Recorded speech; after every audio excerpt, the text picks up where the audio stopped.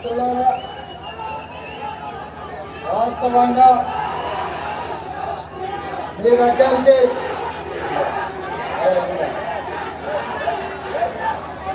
ఒక 10 నిమిషాలు చాలా విషయాలు మనం మాట్లాడుకోవాలి.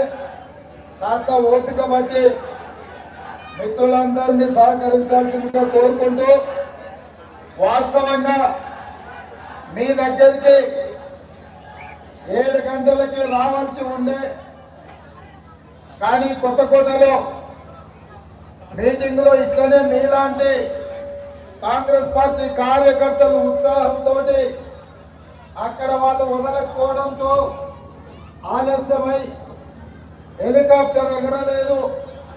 అయినా మీకు ఇచ్చిన మాట ప్రకారం మిత్రుడు కాని నాగేందర్ గారు ఇక్కడ 20,000 మందిని పెట్టుకొని ఉంటే అక్కడి నుంచి బై రోడ్ 140 స్పీడ్లో మీ దగ్గరికి ఎట్లయినా మిమ్మల్ని కలవాలి, మీతో మాట్లాడాలి అని మేము వేగంగా రావడం జరిగింది.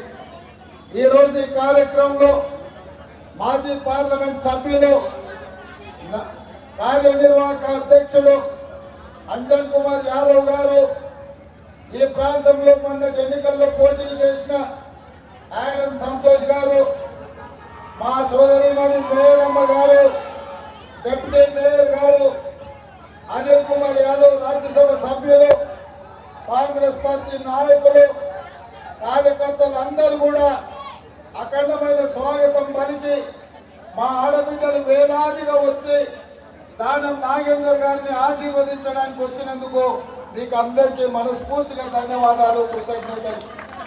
మీతో పాటు మా కమ్యూనిస్టు సోదరులు కూడా మనకు అండగా నిలబడి ఎట్టి పరిస్థితిలో ఈసారి బీజేపీని ఓడించాల్సిందే, కాంగ్రెస్ పార్టీని గెలిపించాల్సిందే అని చెప్పి వచ్చినందుకు వారికి కూడా స్వాగతం పలుకుతున్నా. మిత్రులారా, ఇవాళ మీరు ఆలోచన చేయండి. ఆనాడు 2004 నుంచి 2014 వరకు డాక్టర్ వైఎస్ రాజశేఖర రెడ్డి గారి నేతృత్వంలో దానం నాగేందర్ గారు రాష్ట్రంలో మంత్రిగా, అంజన్ కుమార్ యాదవ్ గారు ఎంపీగా ఈ జంట నగరాలలో చేసిన అభివృద్ధి ఈ రోజుకు మన కళ్ళ ముందర ఉన్నది. ఇవాళ నేను అడుగుతున్న మా బస్తీలలో ఉన్న మా సోదరులని, ఈ హైదరాబాద్ నగరానికి కృష్ణానది జలాలు వచ్చినాయంటే ఆనాడు పీజేఆర్ గారి పోరాటం, డాక్టర్ వైఎస్ రాజశేఖర రెడ్డి గారు తీసుకున్న నిర్ణయాలు ఈ రోజు నగరానికి కృష్ణానది జలాలు వచ్చినాయి.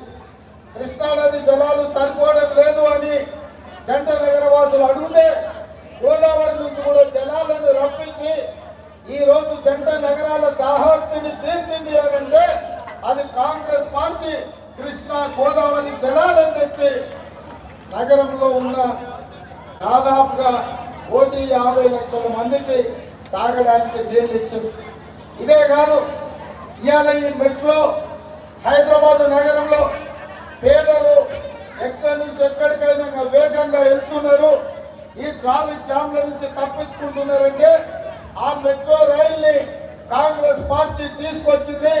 డాక్టర్ వైఎస్ రాజశేఖర రెడ్డి గారు, జైపాల్ రెడ్డి గారు కష్టపడి ఈ జంట నగరాలకు మెట్రో రైలు ఇవ్వడం జరిగింది. ఇవాళ ఉన్న ఫ్లైఓవర్లన్నీ మన అడిగిపట్టి ఫ్లైఓవర్ నుంచి మొదలు పెడితే తార్నాక ఫ్లైఓవర్ అయినా, పంచగుంట ఫ్లైఓవర్ అయినా, పివి నరసింహారావు ఫ్లైఓవర్ అయినా, ఎక్కడైనా రోడ్ల వెడల్పు కార్యక్రమం, అదే విధంగా హైదరాబాద్ నగరంలో ఫ్లైఓవర్లు, నక్లెస్ రోడ్లు, ఆ అభివృద్ధి కార్యక్రమాలు, ట్యాంక్ బండ్ ప్రాంతం అభివృద్ధి ఈ రోజు కాంగ్రెస్ పార్టీ హయాంలోనే జరిగింది. ఆనాడు నాగేందర్ గారు మంత్రిగా ఉన్నప్పుడు, అంజన్ కుమార్ యాదవ్ గారు ఎంపీగా ఉన్నప్పుడే ఈ అభివృద్ధి జరిగింది.